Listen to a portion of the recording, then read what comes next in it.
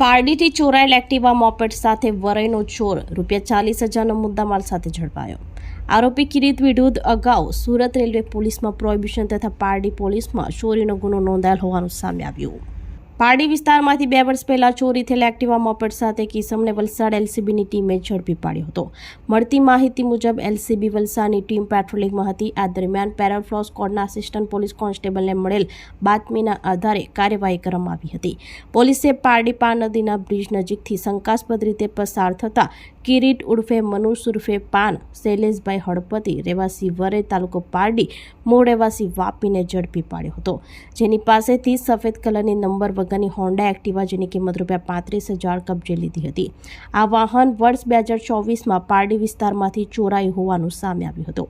પકડાયેલ આરોપી રીઢો ગુનેગાર હોવાનું સામે આવ્યું છે। તેના ઉપર અગાઉ સુરત રેલવે પોલીસ સ્ટેશનમાં પ્રોહિબિશન એક્ટ હેઠળ તથા પારડી પોલીસ સ્ટેશનમાં ચોરીનો ગુનો નોંધાયેલ છે। મોબાઈલ મોપેડ સહિત કુલ ₹40,000નો મુદ્દામાલ કબજે કરી આરોપીની ધરપકડ કરી વધુ તપાસ પોલીસે હાથ ધરી છે।